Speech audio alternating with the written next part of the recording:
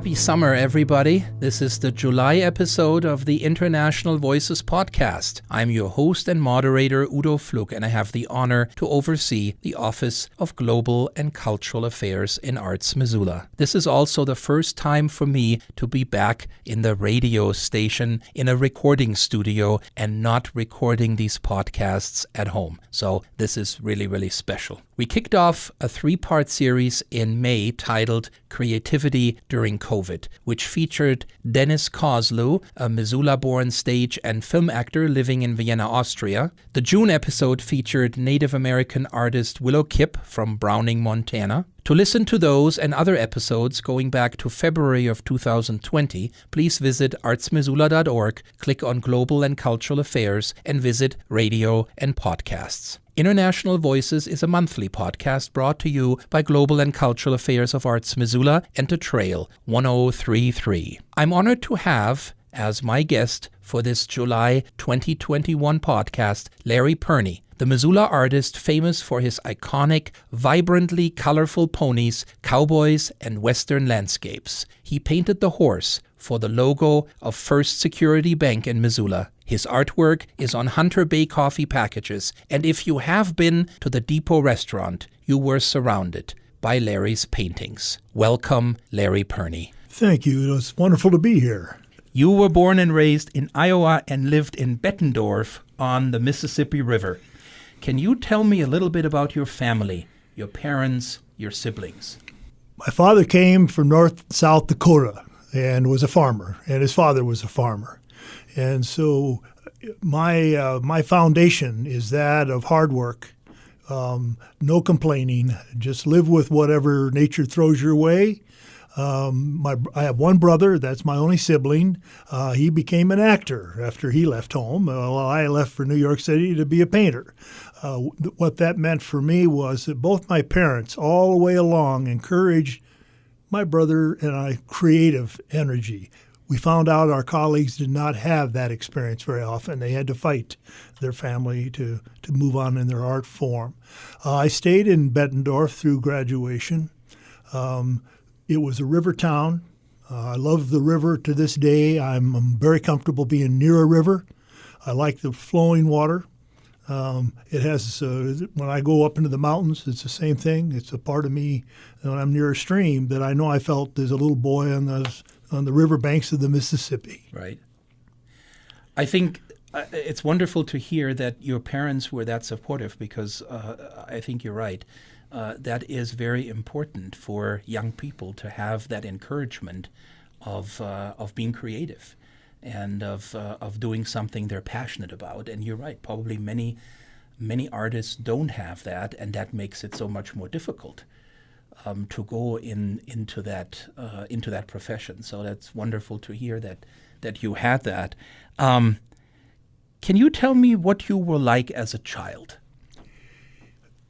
My mother told me that I was a very sensitive boy right from the beginning. I was the firstborn. And within a year, my brother was born and was very, very ill. And all the attention I got the first year of my life was totally taken away because my brother's energy just required so much time. So that's when my father and I connected. I have learned over the years that usually we pick a favorite of our parents and for different reasons. Sure. And my father was very clear about what was right and what was wrong, and I felt very secure. The biggest change came in my life when I was about 5. I had to wear glasses. And that had the greatest impact on my creative energy, I think, of anything during that period of my life. Because I got rejected by a lot of my buddies, and they would take my glasses off and play with them and stuff and break them. And my parents were poor. In fact, we lived in a trailer court. So what I did is eventually I would shut myself up in the corner of our trailer and start to draw adventures. And in those days, it was cowboys and horses.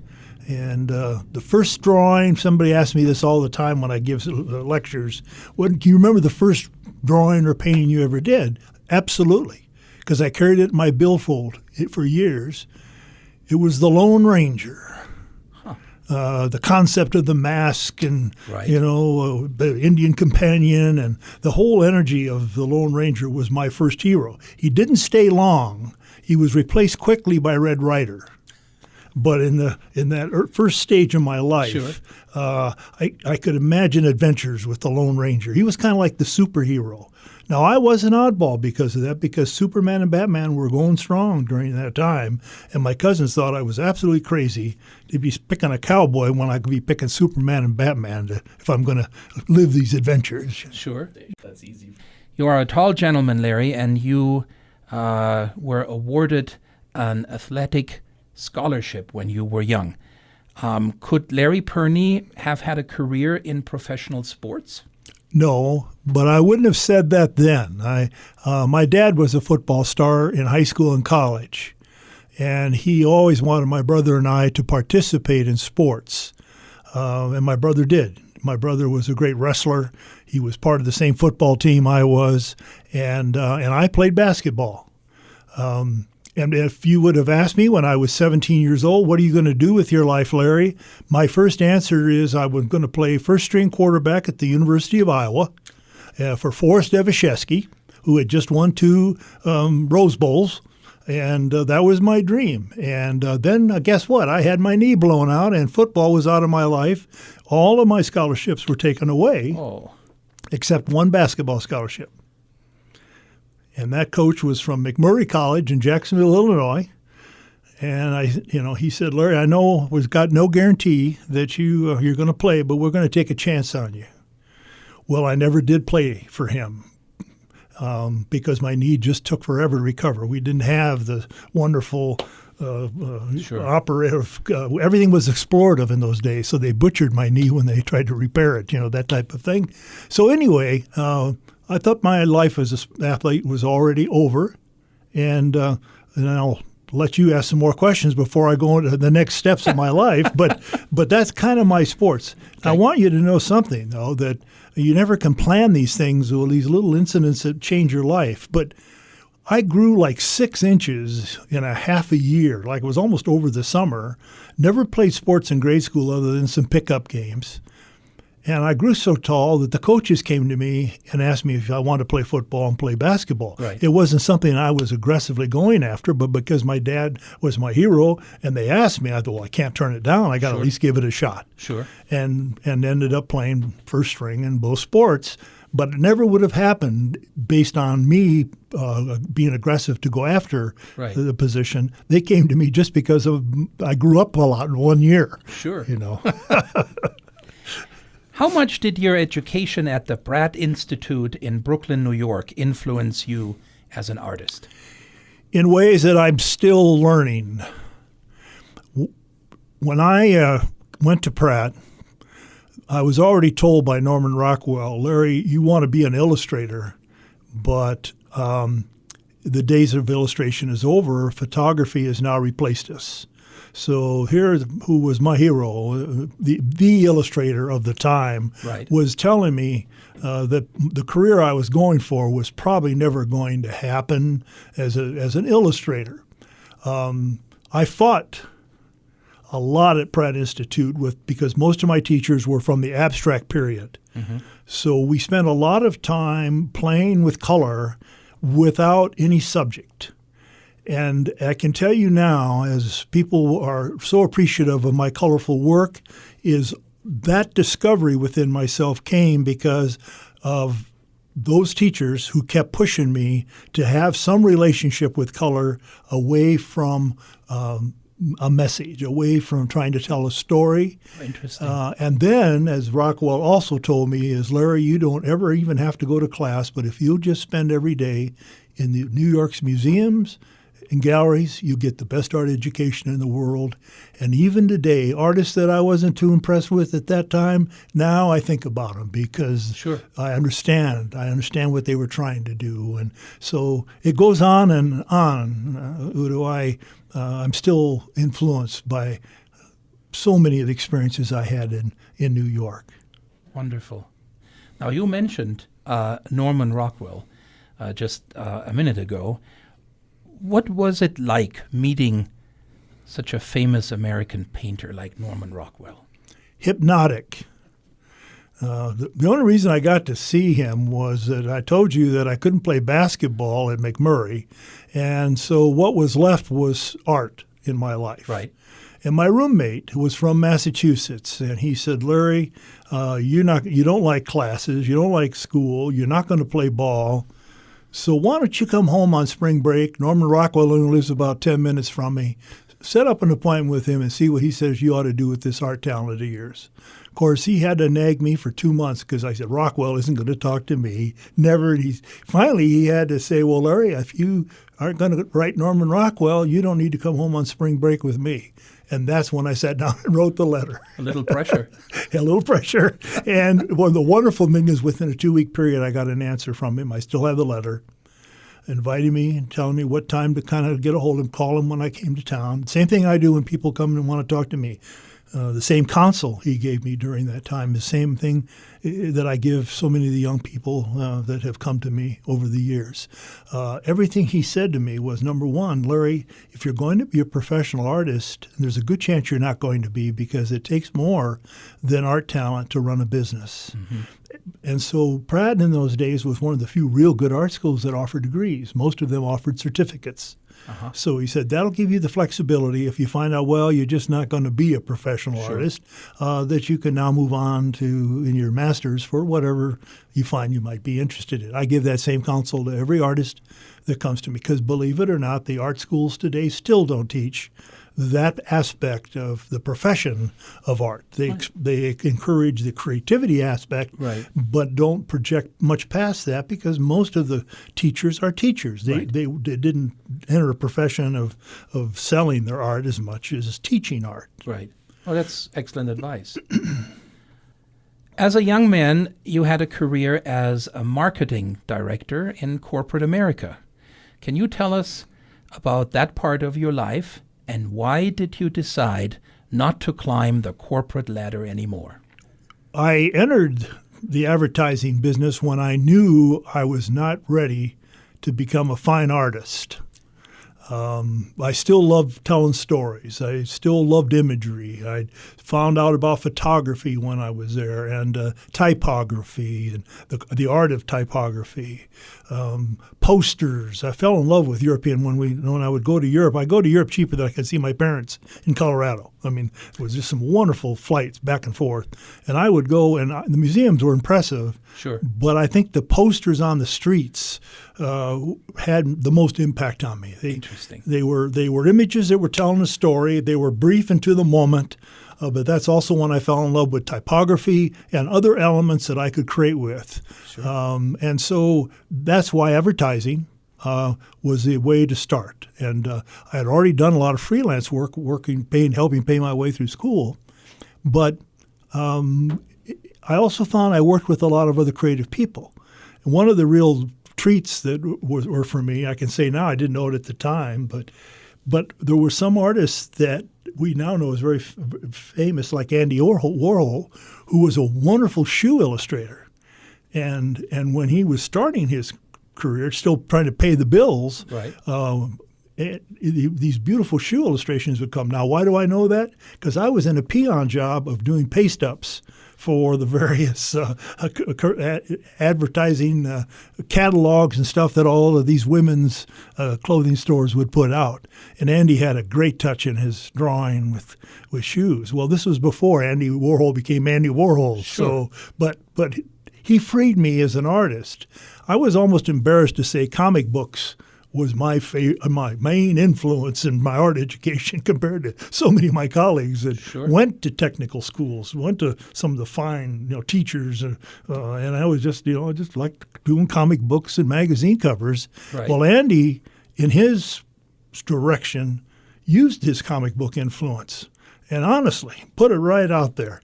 And it freed me. I realized after him, I didn't need to apologize for whatever influenced me to make my art.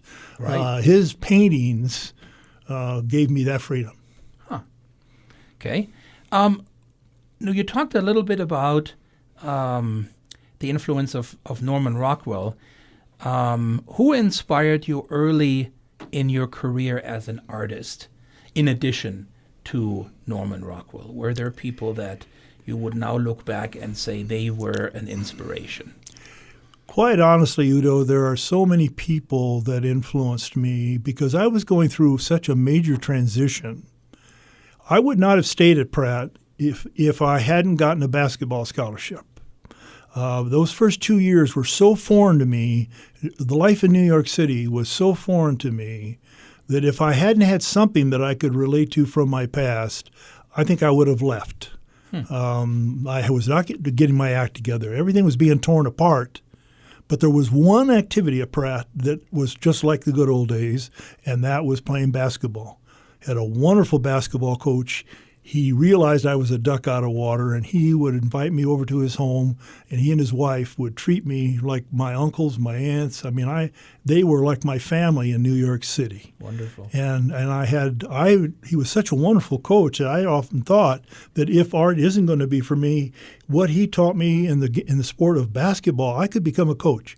The way he went about teaching, because all of his athletes came to a school like, see, there were only 2 artists on the team. Right. The rest were engineers, architects, very committed people in other professions.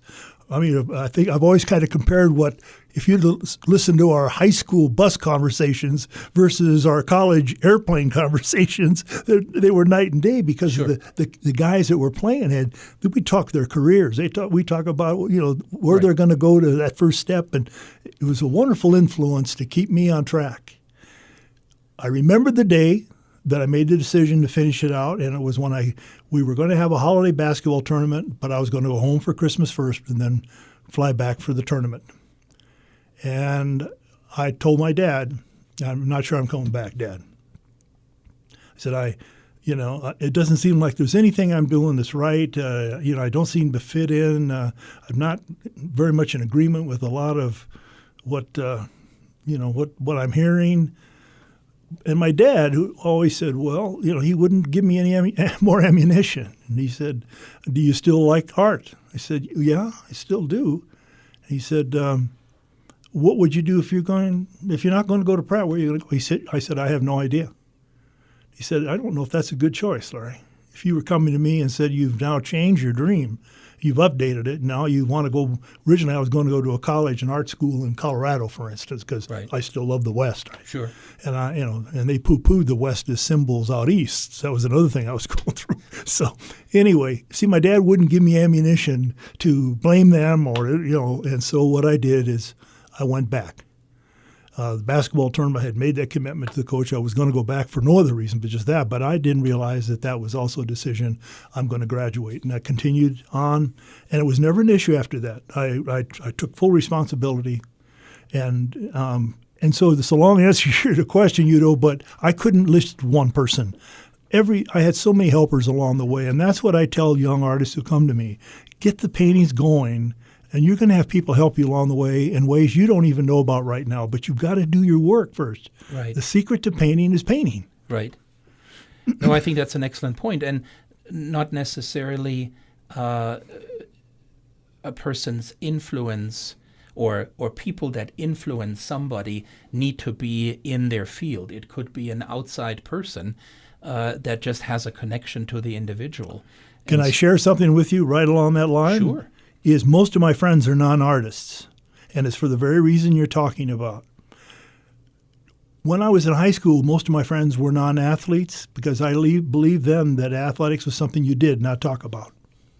And in the art world, I'm the same way. Sure. I don't want to vent my creative energy on blabbing about what I'm going to do and what I'm going to do because I found in New York, so many of my buddies were spending more time in bars talking about what they were going to do than actually putting a brush on canvas. Doing it. And so I made up my mind when I moved to Montana, yes, I'd have some artist friends that I would invest in a relationship, but most of my friends are non-artists, and I learned so much from them that's very applicable to my life in so many ways. Sure. You moved to Montana in 1978. On your website, larrypirniestudio.com, it states that you came to Montana to continue your artistic relationship with the West. Can you tell us what that relationship was? The relationship was one that started, as I said earlier, from my drawing, comic books, Westerns, all the Western movies I went to. And then my father took us annually on a vacation through the West, through Colorado and Utah, Arizona, and the end point of taking the trip was my grandparents lived in San Diego. Okay. And so that's when the relationship with the mountains and the streams and all of the history of the West that was a reality began to fit in with the fantasy for me. Sure. And we did it every summer. And nice. And it was we camped a lot. I mean, it was my dad loved the West. And that's why they moved to Colorado as soon as they got both of their boys out of the house. And so, that was the mixture that still is in me today. I have 5 circle trips I take out of Missoula as I've gone through a period of losing my wife, as you know, and how I energize my soul is I just take my trips up into the mountains, just like I did as a kid, and there's just a stimulus there and a oneness and a presence that says, Larry, you've got opportunity right now to let's take the next chapter in your life and make decisions. No different than that time that I was about ready to leave Pratt and move on. Well, I'm not going to quit living, and I've made that decision. Right. But I'm not sure where my art's going to go now. Right. Okay. Years ago, you stated that your paintings are a mixture of your present realities and past fantasies. Can you please tell us a little more about that statement? What I just expressed to you is the foundation of all of that comes to me. In my art, after I moved to Montana in 1978, I, of course, met this wonderful woman who became my wife and my marketing gal. I almost quit after 6 years. And the reason being is I was having a lot more fun in advertising and marketing than I was having as an artist because I was trying to be a Western artist. I wasn't trying to be Larry Pirnie. Okay. And so I did an exercise. I wrote down 10 of the most important artists in my life, similar to kind of the question you asked earlier. Yep. And then I wrote down 10 paintings that had the most influence on me that I was aware of. Over time, I've learned I could have made that list a lot longer. Sure. But right at that time in my life. Right. And then I looked at both those lists, and I said, well, what's the common ingredient? Why those artists and why those paintings? There's 2 words that came out of there that changed my life. Bold and colorful. Guess what my art wasn't? Neither bold nor colorful. That's correct. And so that was the time when the kid took over in me. Because I was the oldest and because my dad was a traveling salesman, and so I had responsibility for my mother 24/7 when I was at home. Sure. I never played much. Art was as close to my play and playing sports, but that's not the kind of play I'm talking about. Right, This is that spontaneous play that Right. that I see my kids and grandkids do all the time, Sure. and envy that spontaneity because I still don't have it except with my art. I gave the kid the power to say, okay, you decide what we're going to paint. And that's when the squeeze bottles came in. That's when the cutouts. That's when paper mache, because I went back to a teacher in 3rd grade who made us draw with feathers, cards, we couldn't draw with crayons and our usual tools. Right. And I discovered a whole bunch of fun that I never would have planned, but that's what came out when I gave the kid that kind of power.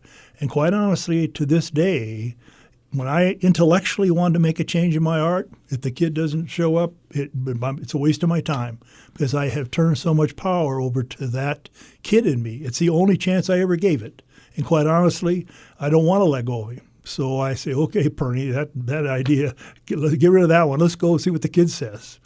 And the kid still wants me to do the West. It does not want me to change subject. It's willing to try different media. That's not any problem there. But it's still, there's some things that I'm going through right now with the loss of Irene that's updating. But I'm letting the kid decide. I'm not going to let this intellect decide. What are some of the most striking things you have seen transform in the West, for better or worse, from then to now? I'm not sure it's the most interesting, but the reality is everybody is discovering the West. and everybody's now moving from the coasts to the mountains. Right. I never would have thought that would have happened, because in my time growing up, everybody wanted to go to the oceans. Sure. That was everybody's dream. Right. These weather patterns have changed a lot of folks' priorities. Right. I don't like all the people that are coming here. Part of my love for the West was that it was isolated, that we didn't see a lot of people. You had to be willing to spend a lot of time alone, which artists do. Sure. So my feeling is I'm not comfortable with the way things are going all up and down the Rocky Mountains. It's everywhere up and down this mountain range. Everybody I talk to is having the same influx of so many new people. Is your artistic relationship with the West different today compared to 1978 when you first arrived? A lot, and I have spent much more time reviewing a lot of my imagery. That's the nice thing about the photography and the digital world now, is I have an image of every painting that I ever let go to the marketplace, and I can see the evolution of my painting styles. Mm-hmm. The constant I see is there are three symbols that are my focus through all of my work that I ever released in the marketplace.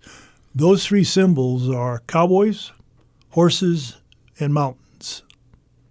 Those three symbols pretty much dictate where I'm going to go in my exploration, painting styles, composition ideas, whatever. It's not going away, and I still have great feelings about that.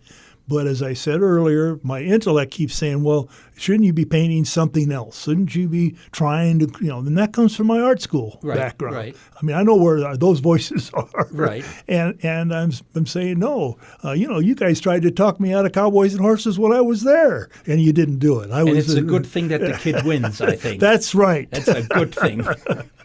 The Pirnie paintings today are bright and bold in colors. And we said earlier, we talked about this briefly, but that was not always the case. There was a creative period in your life, and you said it for about 6 years or so, when your paintings were dominated by earthy colors. What made you change to the style you are known for today? And I think we kind of covered that, because what I was going to do was leave. I was going to go back to advertising. I had married. My wife was totally supportive. I could never have blamed her for any of my choices. I made choices first as Laurie Pirnie. Right. And Laurie Pirnie had a good time in the advertising and marketing, but I didn't leave corporate because I didn't like corporate. I left corporate because I wasn't living my dream. Right. And my dream has always been very simple. When we would sit around the bar and talk about, what do you want to do? If you weren't doing this way, I was never confused. I want to draw cowboys and horses. That's what I want to do. Right. Okay. And I had a daughter who died when she was 4 years old, and that was my gift. That was my wake-up call to say, Larry, you've put it off long enough. Everybody who tells you appreciate every day of your life because you don't know it may be your last. Now I had reality to deal with it. This wasn't just a theory. Larry, this is the gift your daughter has given you. Wake up. Get on with this dream. And that's where that came from. Not because I hated corporate, not because I didn't like the company. I had a lot of friends and a lot of creative people, happy people, but I wasn't living my dream. How are your personality and your art connected? Well, it's very difficult to express that other than what I have tried to share already is the adult side of me that you see quite often as we have shared.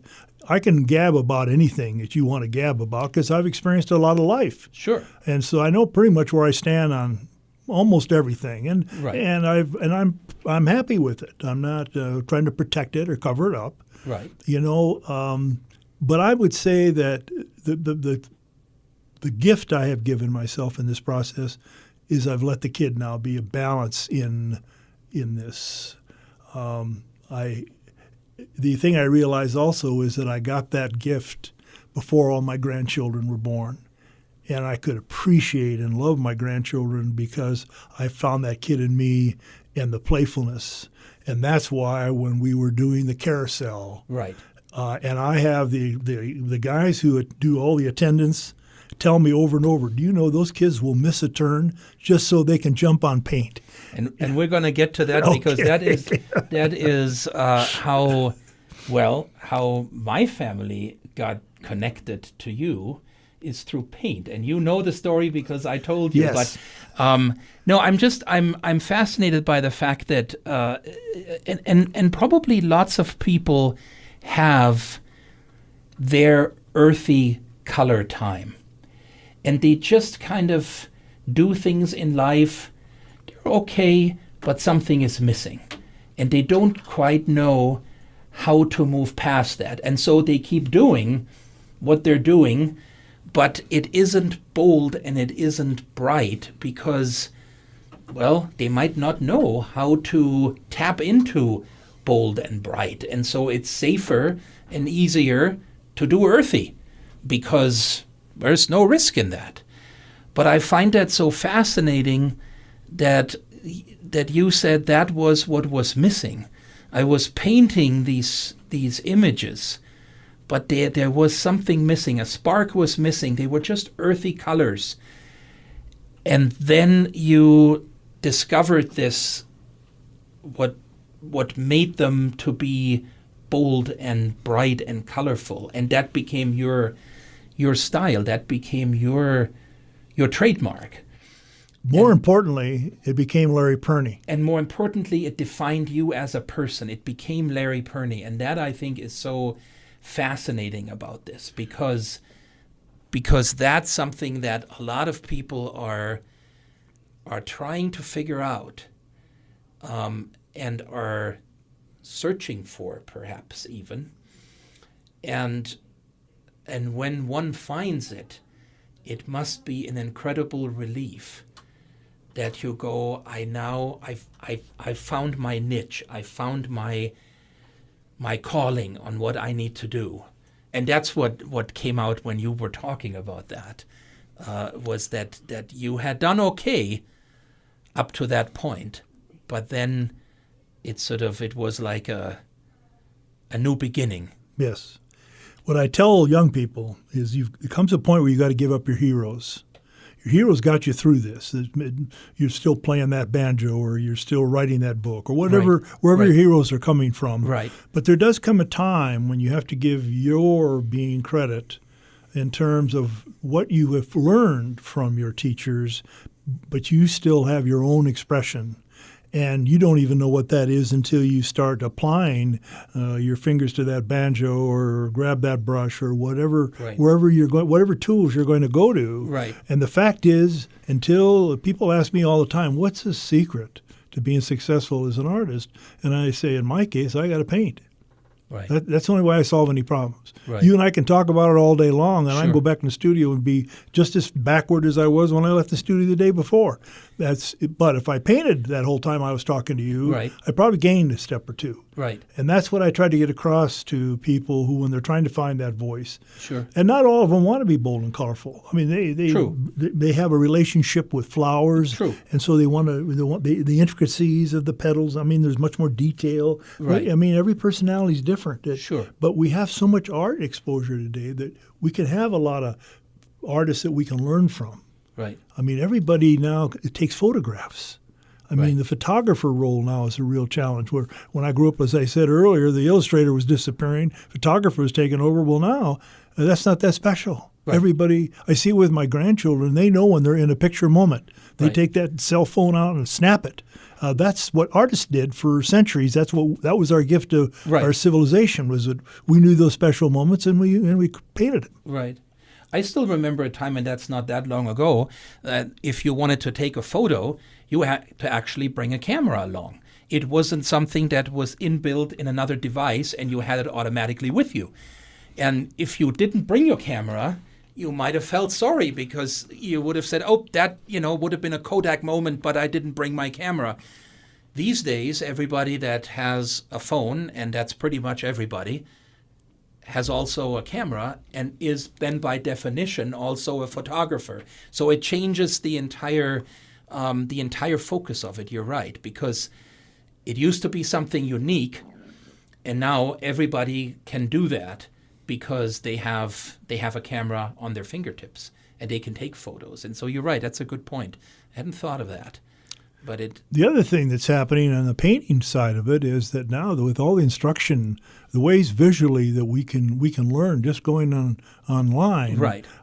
For a visual person, if they follow that teacher's instructions, right. they can become painters pretty quickly without having to go to college or university or someplace, right. or even a workshop if they're painting. If they look at the lecture and then take their brush and paint and right. look at the lecture, then they're doing what I said earlier is that's the key to success as a painter. You right. got to paint. Right. Then there comes a time, and this is the point I think we started this conversation with, was that I knew that I wasn't happy. I was painting. Right. I did all the things I just said. Sure. But you know what? I was missing in the process. Right. And that's the critical point when a lot of people don't go any further. Right. They just, whatever it takes to let go of an old attitude or whatever, it's different for everybody on a psychological level. But I'm always so disappointed that some people, I never hear from them again because they didn't go with their art.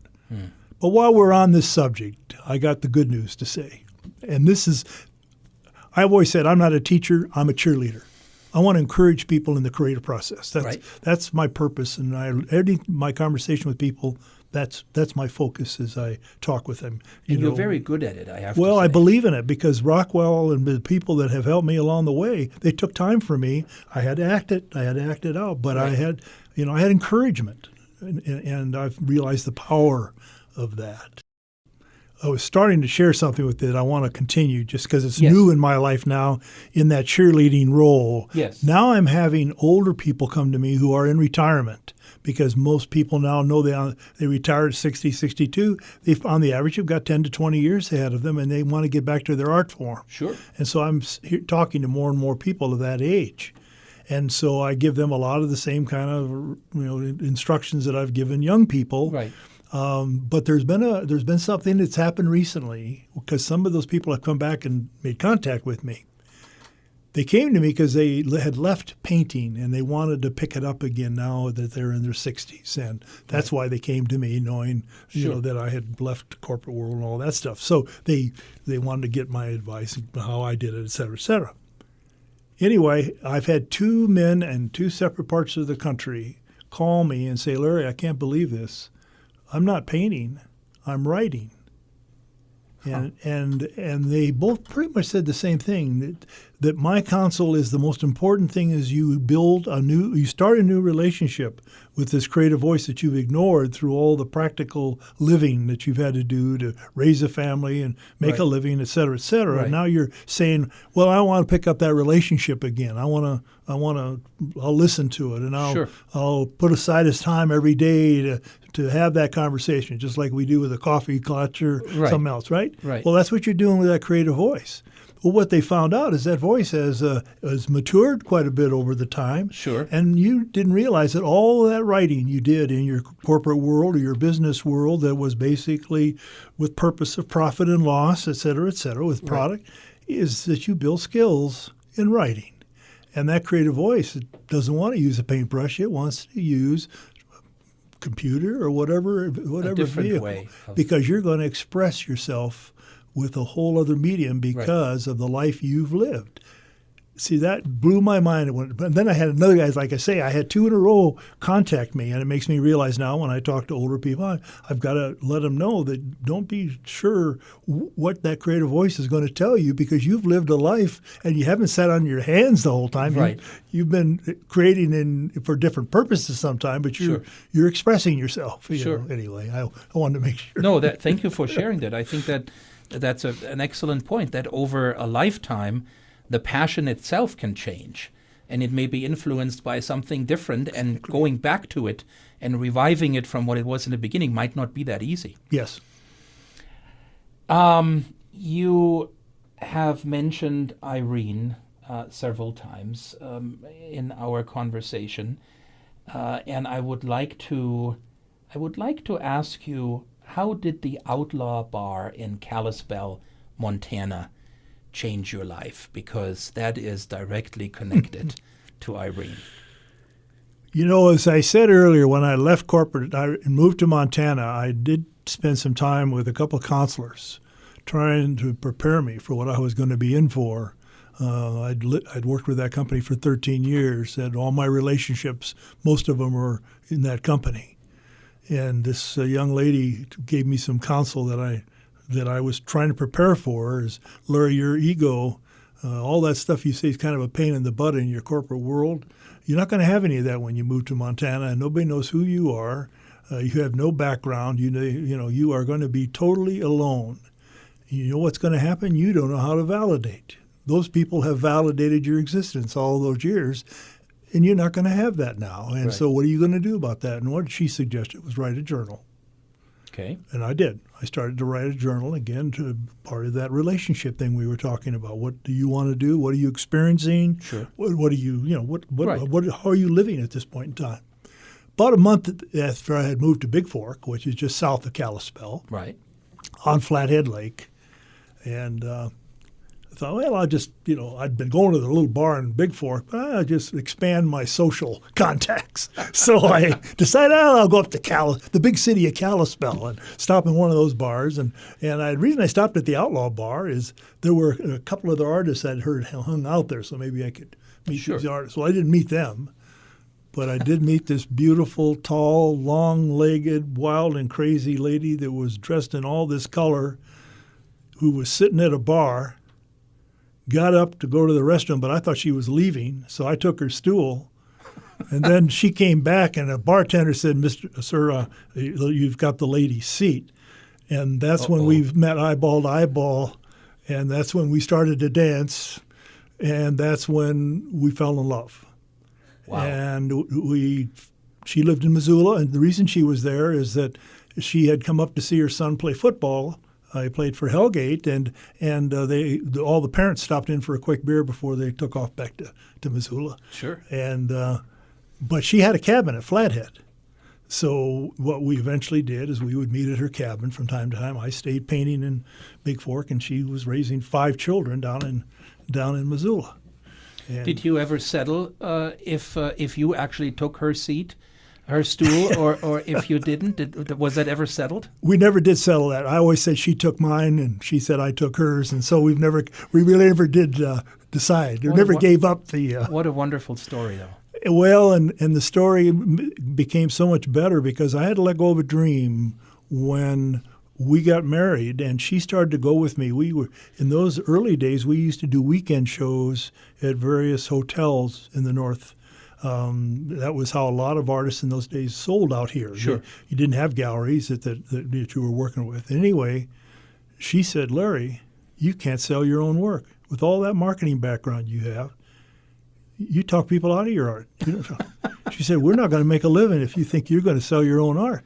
My plan at that time was I was going to paint 6 months of the year and sell 6 months because I knew there'd be conflict in those voices. And she said, I think I ought to learn how to sell your art. And where she started from was, but I don't know anything about art, and I never met many salesmen I like. That's where she started from. Well, the rest is history. I never thought of Pirnie art as me. I was always we because of my marketing background. I know that if you're going to make your art a product, it takes another illusion besides the one you're creating with raw material, and that is that it's worth anything, and that it is an illusion. And she was such a people person. She was a farm gal, just come from that background like me. She had me over the years in over 35 galleries. And the gallery industry is very volatile. People retire, people find out art isn't what they thought it was, et cetera, et cetera. And so she, between Chicago, Houston, San Diego, and then some galleries in between. There was over 35 galleries in her career that she put my art in and took it out of. If they didn't sell it, she moved it. So she was really the driver in getting your name outside of Montana. Absolutely. She had her helpers. I mean, we had a wonderful gal here, Lynn Himes, who's still, that's the longest relationship she's had with any of the galleries, because she framed our work for a long time, even though we were with another gallery or two here in town. Right. Lynn always was part of the process, so.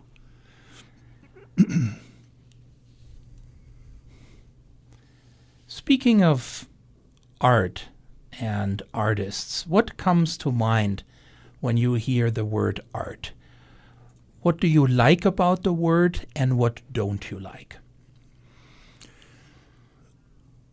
I think because of my background in marketing and then now as an artist, is that I realized the word art was a marketing term. Art was never always called art centuries ago. It was part of the process of imagery that people needed, whether it was decorative imagery, functional imagery like pottery, boom, etc. It was the art world that started separating that into, that's pottery, that's not art. Quilts, come on. There's all of this. Like my experience in religion. I'm not a religious person, very spiritual. I have my own personal relationship with that higher power. That has always been my way because I found that every church I tried, and my parents made us try churches. It was part of our education. I just didn't like the hypocrisy of so much of it, conditional. I never joined fraternities. I never did any of that for that reason because right away somebody has to feel better than themselves. Well, the word art became that. And so for me, academia hides behind that art. What I would rather believe is that we all have creative expression in so many different ways. And if there's anything this COVID has reinforced in my philosophy is watching that happen when the people have all this time on their hands and the things they think of doing on a creative level. To me, that's as great as any art that the academians want to say, oh, no, this is really art. And this, we get in, over the years, I've gotten a lot of discussions with museum people. It's fun because my choice is always to share my work, grassroots, with my community. I believe that's the way art always was until that term art got involved, okay? Right. When I read in the Wall Street Journal many years ago, they had talked about intimidating institutions in the world. Guess what was tied with churches as number one? Museums. That's so opposite of my philosophy, but that's art in the museum. Okay? Right. And I thought maybe I would change when I got that New York exposure. But I do have work in museums. But those are usually my collectors that have done it, and I'm glad because there are kids that go to museums to get encouraged and influenced too. But but it's not where we spent time doing any of our marketing. Because it's too isolated for me. It's not. Right. I'm much happier, like when we talked earlier about the carousel and that horse, and the restaurants where my work is, or the banks, or wherever, because that's part of the community. To me, that's not intimidating. That's you still like it, not like it. That's you're still being judged. But but in the community that I live in, or the country I live in, I'm very comfortable letting that be the judge of my worth. Thank you. Now, you just mentioned COVID this last year. How has COVID impacted your life and your creativity? Not at all. I'm a very isolated person as a painter. I spend a lot of my time alone. Almost a year before COVID, as I already was starting to go through the process of missing Irene, I was learning how to live alone, not be validated by people totally in my life. And so I was way ahead of the game by the time COVID came. Yes, I miss not being able to have Christmas and Thanksgiving with my family and some things like that. But there have been other times in my life when I didn't do that for other reasons. Right. So I can't say that compared to maybe I'm a little sidetracked here, but when I look at what these nurses, to me, they're the John Wayne of this war that we just battled.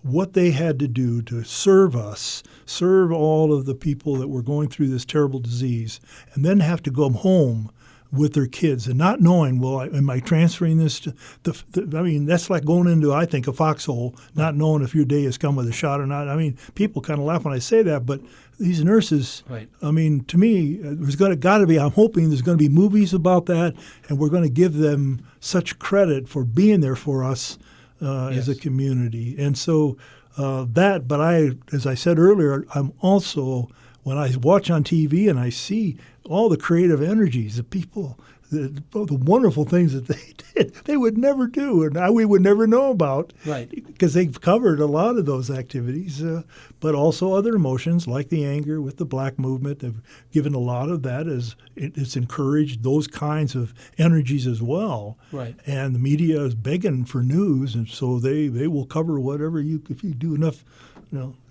shucking and jiving, they'll catch you. Right. So anyway, that's kind of why, to be honest with you, to me, it's so minimal compared to other things in my life. When my daughter died at 4, that was a big deal. That big change in my life. Oh, there no was doubt. a lot of a gut check time, much more. And I'm sure that's be similar to what the people today who've lost family members through the disease and what they've had to go through. But I didn't have that. I had a huge family group that had COVID. None of them, they had that flu that 5 years earlier, which is why I take flu shots every year, because they were all in bad shape, all age groups, and they all said the same thing. COVID was nothing compared to what they went through with that flu that came through. But the newspapers never talked about that or promoted all of that. Right.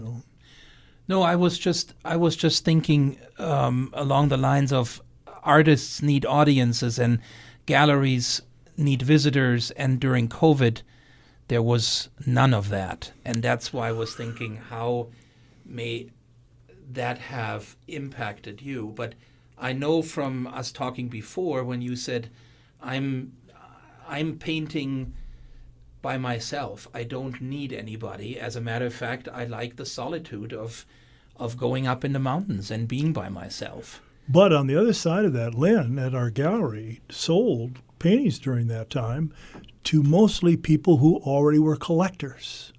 And what we hadn't planned on is so many of them who said, well, we're going to buy another Pirnie. We're going to buy another Pirnie, but they don't get around to it.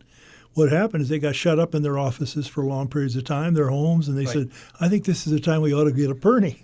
Now, you can't plan that kind of thing, but Lynn sold quite a few paintings during that period. But it was mostly, again, existing clients, not new people. Right.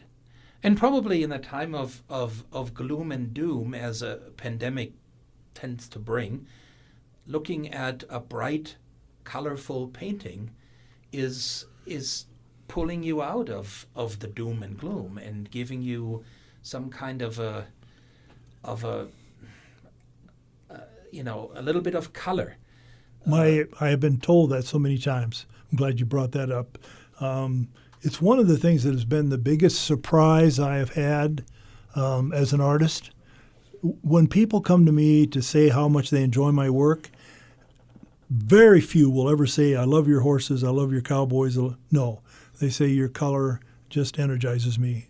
I put those paintings where people are active, whether they're doing things. Well, what I realized is color, just like music, has a very emotional content for people. They are attracted to certain color because it's stimulating. They have a history of that color stimulating them in different ways. And just like music, I am learning now at this age of my life of 81 that I try to turn on music because everybody said that's good when you're alone and have music. I'm not interested in the new music, and I sound like an old man when I say that, but I realize now in reading some of the philosophical and theoretical and stuff about music is I have no emotional relationship with today's music. The music I love to listen to is where I have a lot of emotional relationship with music. That music does all of those healthy things to my being. Well, I have learned that color is the same way. People who have, when I've been able to see their homes, been invited to a home, mine is not the first colorful piece of work that's in their house. They've bought bright couches, and then I find out they usually wear bright clothes. And I mean, they have a personal relationship with color. With color. Sure. For decades, your paintings featured horses, people, and Western landscapes. At some point, you became interested in painting fish. When was that, and what inspired you to switch from a land to an aquatic animal? I blame the fisher lady in my life. Part that we didn't talk about with Irene is the reason she had a little cabin on Flathead Lake is she was a fanatical fisher lady. And I could fish one way or another. The only reason I went fishing was probably the reason she learned how to sell art, Pirnie art, is I loved her, and the only way I was going to be with her is to be on that boat with a rod in my hand. And I always gave her a rough time because I would look over her shoulder and all these jumping fish would be coming out behind her, and she had her line pointed the wrong way, and I would give her a rough time about that, right? But I loved it for the same reason I love moving horses. All the colors that came off those scales when those fish jump, or when I get off the horse's back when I watch them run with that sunlight on them. I mean, I'm so sensitive to those colors. That's where my color enthusiasm comes when I'm doing a bucking horse or running horse. Well, I didn't realize, but I had a collector come to me and say to me, "Larry, did you ever think about painting jumping fish like you do those bucking horses?" And the kid in me bought it immediately, which normally it doesn't. Normally, okay, that thing, I'll let it go. I couldn't get back to the studio fast enough. And I think I've done like 25 or 30 of them, and now I'm pretty much over it. And now it's, but while the Fisher lady was alive, and it was all done as she was starting to decline. And for the first time in all our relationship and all the art that she sold and handled, it's the first time when she came in and said, she was looking at like 4 fish I was doing, and she'd watched it at the beginning stages, and then she'd come back in.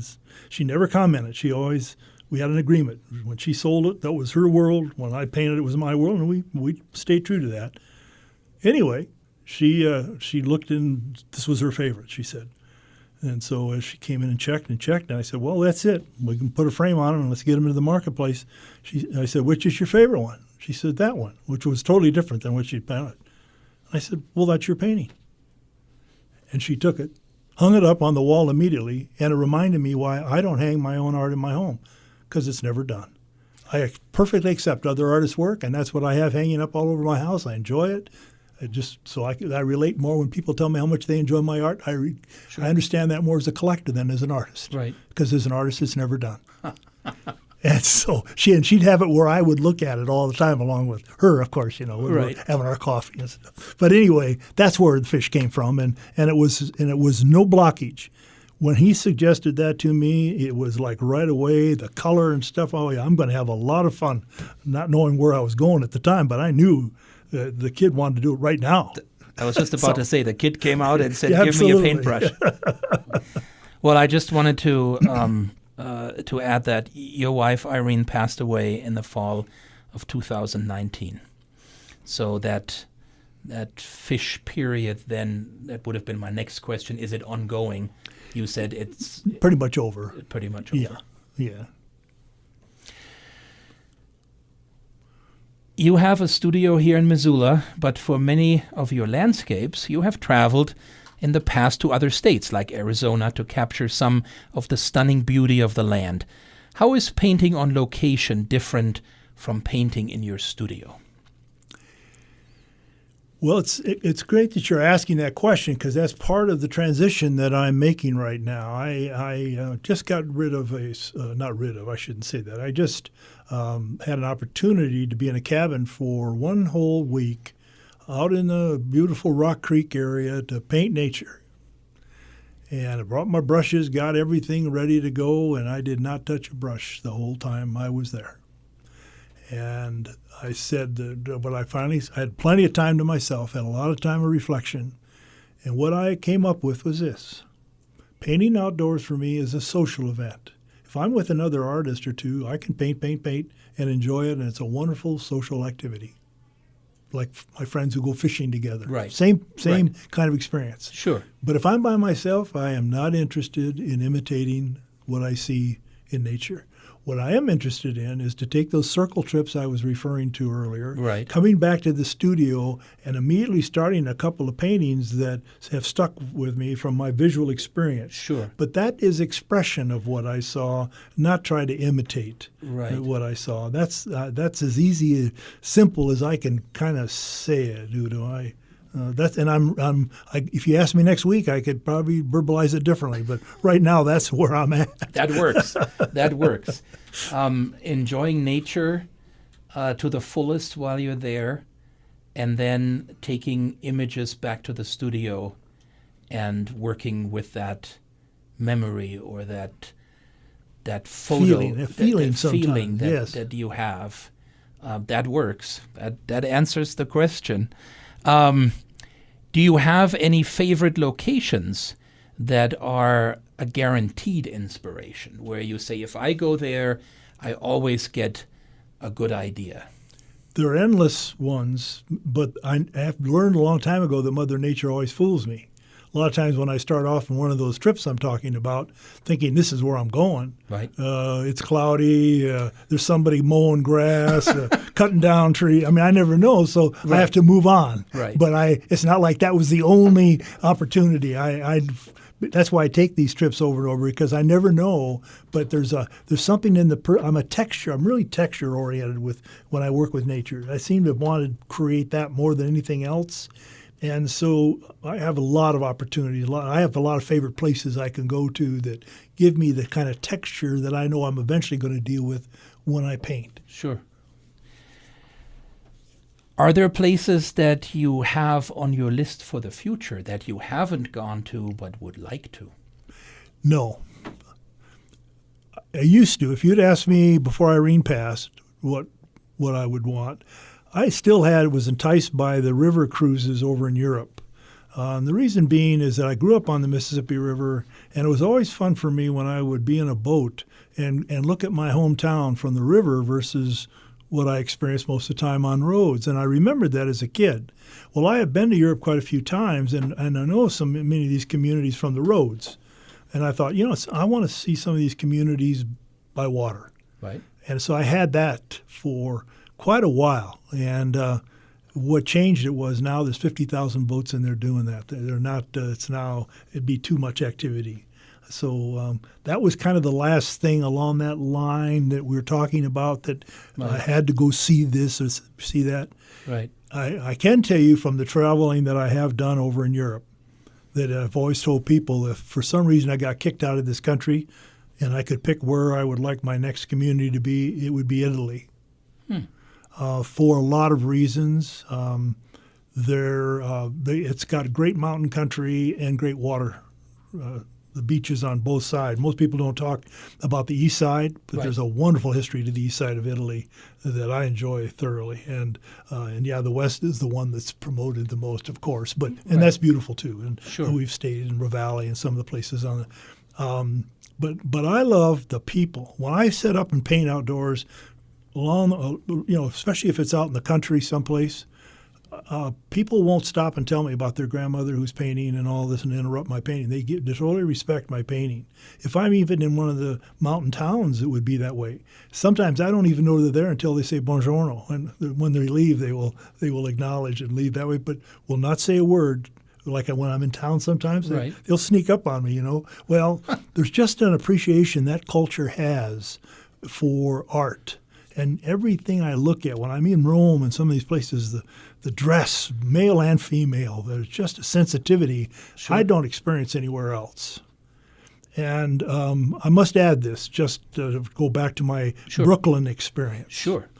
When people ask me, what education would best benefit from of all the things you experienced, I would say the cultures, the variety of cultures I was exposed to in the neighborhoods, where a lot of my colleagues were from the Irish neighborhoods, the German neighborhoods, the Italian neighborhoods, and they would invite me to their homes for dinner. Right. And most of those homes had at least one member that was from Europe and had moved in with them. Right. And so I would hear all these wonderful stories from their countries. Sure. And what I learned from all of that is you don't make quick judgments about any group of people. Right. Just like I believe with religion. I don't want anybody telling me that all Germans are the same. Right. That all Irish are the same. No. You take them one at a time. Right. And have a relationship with that person.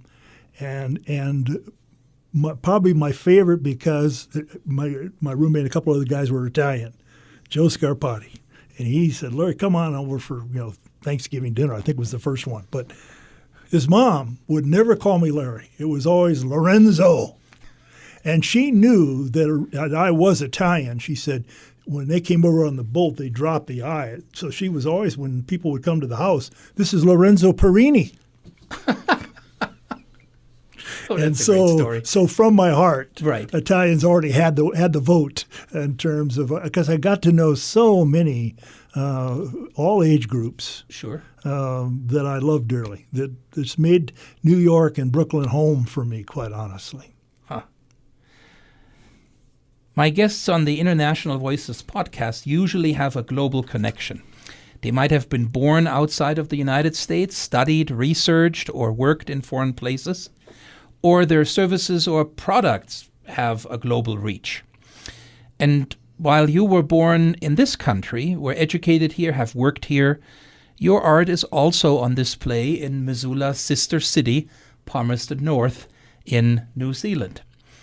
Have you traveled much outside of the United States? You were just mentioning that you have gone to Europe quite a bit. Have you gone to other places? And only when I was in corporate, we went to a couple of South America countries to do business. It was a whole other kind of experience than when you bring your paint gear with you and you're going to settle into that community to paint. And, then you get to know people. Most all my experience as an artist was England and the various European countries. And they all had good experiences. I guess if I had to say with the one that was always the toughest for me, even when before I became an artist full time, I went to France a couple of times in Paris, and I had a hard time with the attitude of so many of the Frenchmen that I didn't want to come back very much. That was the only country where I had any feeling like that. The rest, the one that surprised me the most was Amsterdam. When I went to Amsterdam to see the Rembrandt Museum, but end up discovered the Van Gogh Museum, which in those days was a box, little tiny box. Right. The people I stayed with, kind of a bed and breakfast kind of place, were telling me the history and why they had such respect for the Americans, because it came during World War II when the Americans came in, and they hadn't forgotten that. They were still very thankful to our country for that. But no one, those conversations never came up when I was with my friends in Brooklyn. Never heard anything about that. But then I realized I never had stayed with anybody that was from that part of the world, you know. So and that was something I've always kind of remembered out of that experience. Right. It also, I might want to mention this, that Van Gogh had great impact on me because of that trip I took, in that I had not planned on going to the Van Gogh Museum, and then found out it was there because it was such a small museum. But they had a tremendous amount of his drawings and then some of his paintings. But they showed me that this man didn't develop his style just in the painting style. Right. He thought through it quite a bit in his drawing style. And that had a lot of impact on me in terms of, Irene always said it was because of the control freak in me, that wouldn't have to be all spontaneous, because that's what I thought it was at first. But then I realized, no. Well, when I came to the new one, which is huge, and no drawings. So I went right up to the top, stairs, and I said, I'm sorry, but one of the reasons I came here is these drawings had such impact on me, and you have none on display. And they said, it's because they deteriorate so fast. We can't expose them like we used to. Now that's the stuff with the media that we don't know about. There's so much experimentation with media that we don't know how long that's going to last. It's like switching from discs to, I don't know how to store all my information because they tell me I can't use my discs anymore. Boom, boom, boom. So anyway, that's what I remember about one of my experiences in Europe.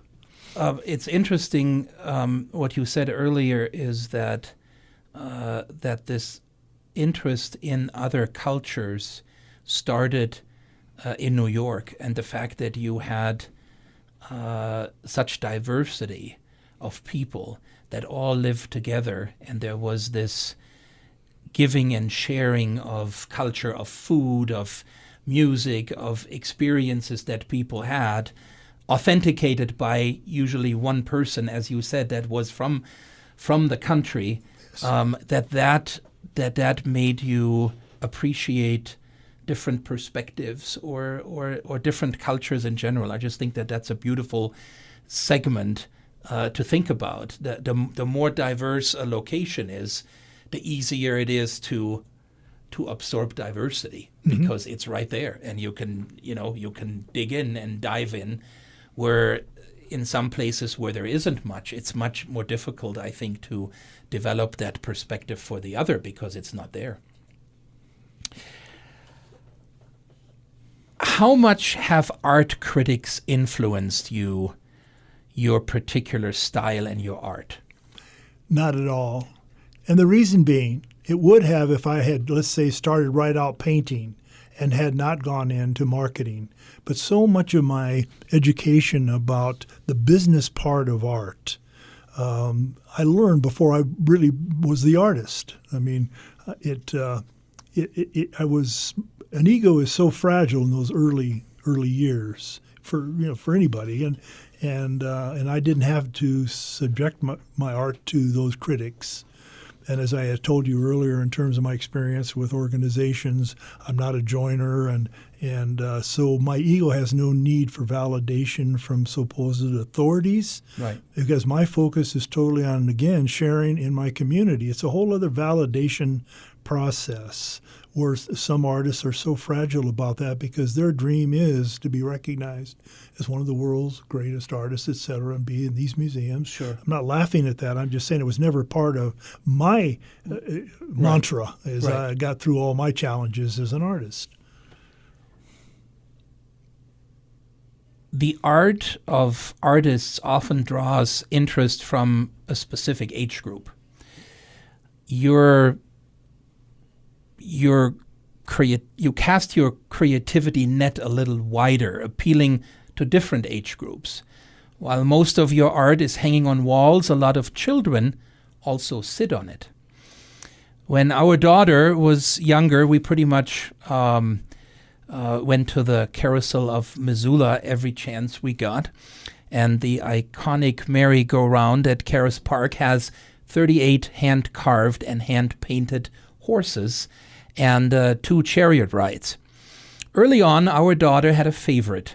While many kids would run to the traditional white, brown, and black horses, our daughter would gravitate to a pony named Paint. Can you please describe the pony Paint to our listeners? Well, I have to give you some history of Paint to appreciate this wonderful carousel that we have in our community. Please do. I discovered behind this pickup truck, this guy was carrying a carousel horse. Now, in those days, everybody was putting carousel horses in their homes. They were going to various antique places to pick up. It was the in thing to have a carousel horse. So I thought, okay, here we got another guy that's picked up a carousel horse. Anyway, I follow him, and he goes to this location where a lot of meetings are held. And it was Chuck Capridge. And I talked to Chuck, and Chuck told me his dream of a carousel, and that he was now presenting his ideas to all of these groups to raise money to get these horses created. Right. And that if you want to, you can adopt a horse, pay for the creation of it, and if you want, you can help create it if you wanted to. Which you and Irene did. Which we did. And I told Chuck, no, Chuck, you don't want me to do that because mine's not going to look like the traditional carousel horse. And he said, that's what I want, Larry. He said, I want a rebel in this group because he said, that's what I am right now. He said, there's a lot of people right now that think we could spend money on a lot better things than a carousel.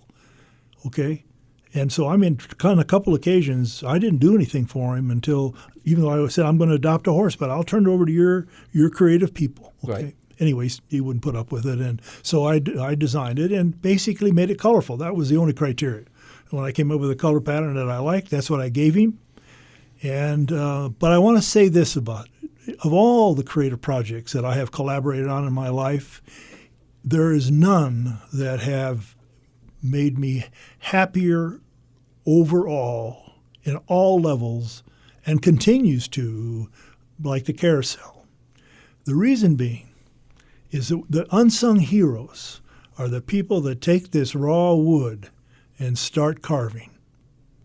And these are guys from all walks of life. They're not woodworkers. Right. They are people who've had the fantasy they would like to do it, but they're executives, they're teachers over at the university. They have careers, but Chuck, in his evening sessions, made it possible for all of these people to express that creative voice.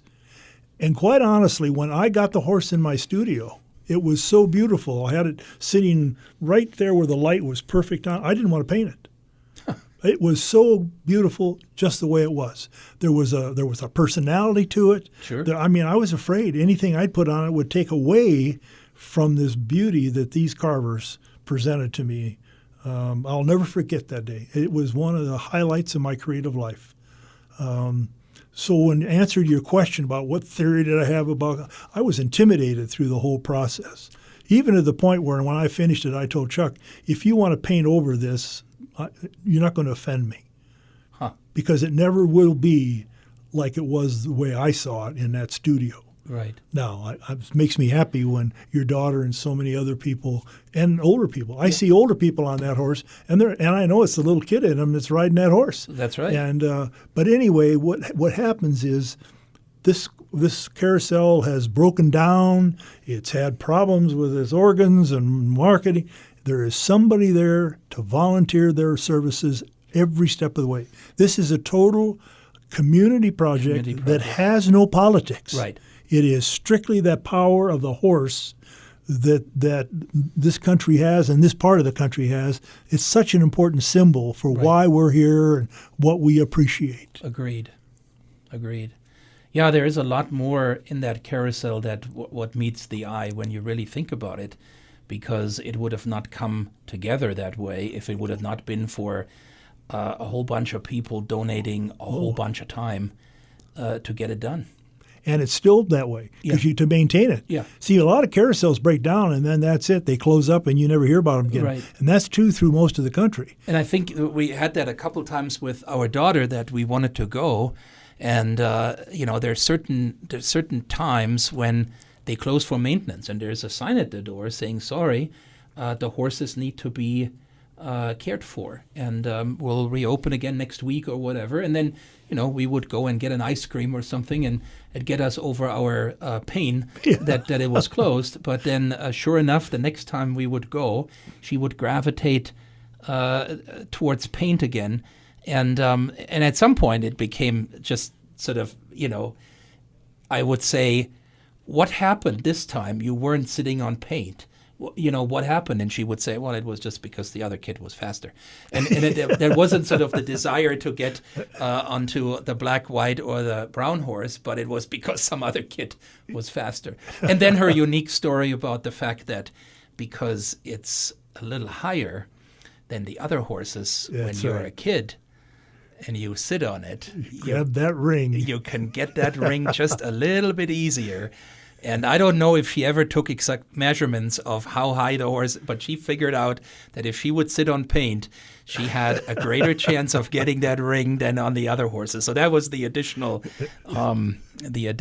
perk, I think, to be on paint. Well, I'll tell you another story. As long as we're on paint, yes, they have to fix those horses every season because of people marking it up with their jewelry and rivets in their pants, etc. Right. So one of the caretakers came to me. They needed to know something about how I got this particular color.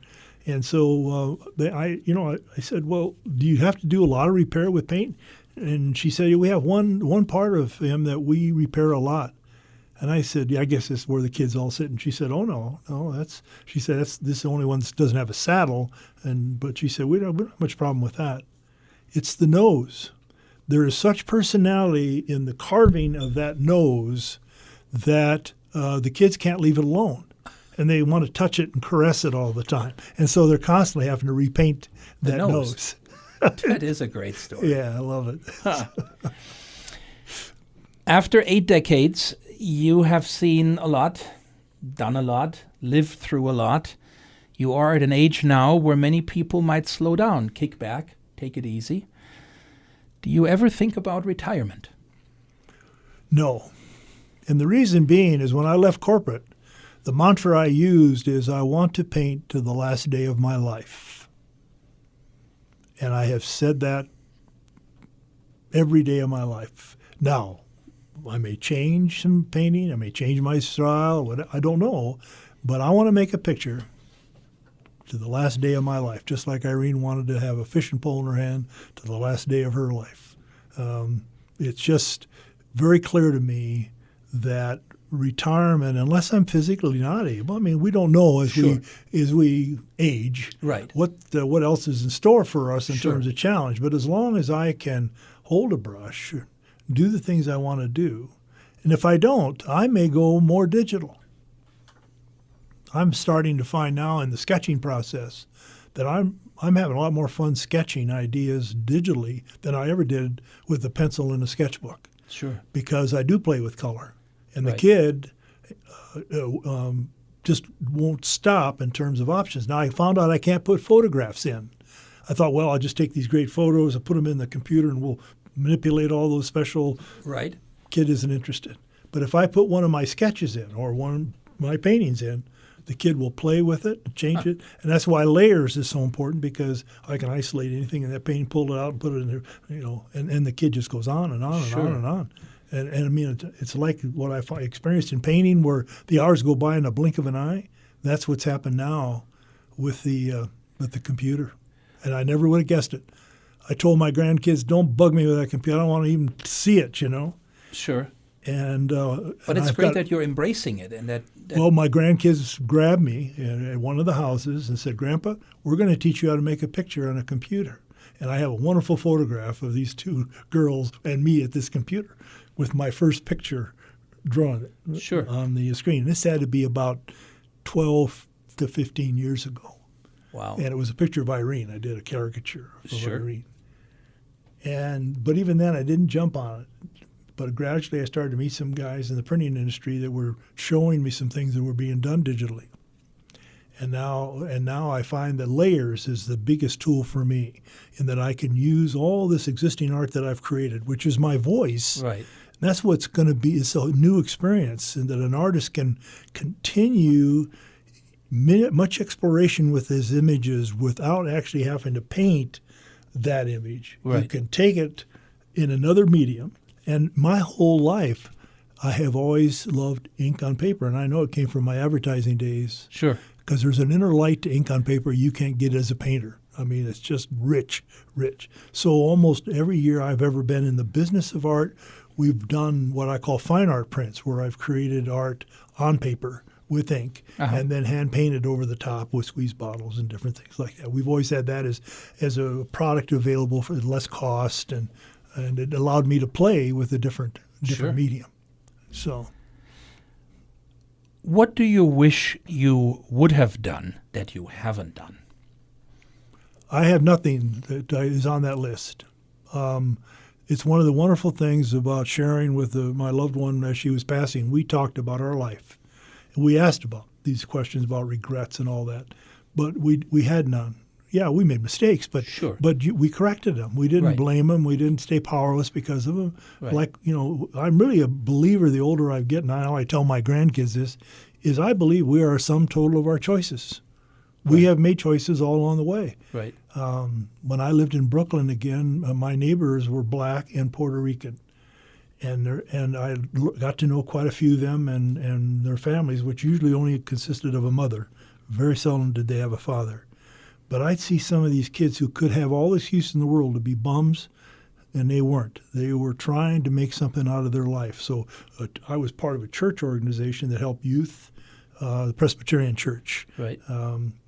And I got to know that kind of culture that so often is just blamed on black, when in fact it's poverty. So many of the poor neighborhoods that are black, because the black so often didn't have the chance, and the fathers, like I say, in this case, weren't even there. They moved somewhere else. I always thought that was only a problem in the South, but no, it was a problem there. Now, the women had no problem getting jobs, but the men did. And so there's things like that I've experienced that the media doesn't even talk about. It's pretty basic stuff that is, again, I was working with young people, and I was trying to encourage them. In fact, I had a lot of contacts in the printing industry, and I could have gotten them some jobs. And I found out that they weren't interested because they had no heroes. They couldn't even relate to that kind of work. Sports was almost in those days was their total heroes. Right. Eventually, a lot of these good programs of getting other professionals to come in and talk to the poor neighborhoods, so the kids know there's some other opportunities beyond sport. And if I was going to invest money and really encourage in these poor neighborhoods, that's what I would do, because on TV, the sports are so graphic, and Right. and you could have some feeling for it. Where if you started somebody talking about science or talking about engineering, it's not nearly as appealing. But if the human being Sure. is got that personality that can excite somebody, I just think we have to have more of that in these poor neighborhoods. And that's a perfect segue to my last question. Larry, what is your advice for young artists? Speaking of young people. What I try to get across to them is that they have a creative voice, and it's up to them when they really want to build a relationship with that voice. And just because they don't do it right now doesn't mean that it's not going to be there for you at some other time. But I can tell you that creative voice is going to present a world, a perspective of this world that your logic is not going to give you. And if you can express that through your music, your writing, your painting, you will discover that. And you don't have to be a professional artist to accomplish that. You have to set a little time aside on an average day to do those things so that you're building a relationship with that creative voice. It's like everything else. Right. It's only worthy if you show up. Thank you, Larry Pirnie, for your time and for sharing your journey with me and the listeners. This was the third part of a 3-part series on creativity during COVID. To access part 1 and part 2, please go to artsmissoula.org, click on Global and Cultural Affairs, and visit radio and podcasts. To listen to the June podcast and my conversation with Native American artist Willow Kipp, and for the May podcast when I talked to Dennis Kozlu, a Missoula-born stage and film actor living in Vienna, Austria. To the listeners near and far, please join me again next month for the start of a new 3-part series on environmental practices. As always, thank you for listening. Those of you who are regularly tuning into International Voices know, being of German descent, I usually end with a German farewell. Dankeschön fürs Zuhören. International Voices is brought to you by Global and Cultural Affairs of Arts Missoula and The Trail 1033. This and previous International Voices podcasts can be found at artsmissoula.org and thetrail1033.com. If your interests are in global and intercultural education, programming, cultural and global competence, and international affairs, we hope you continue to listen to International Voices.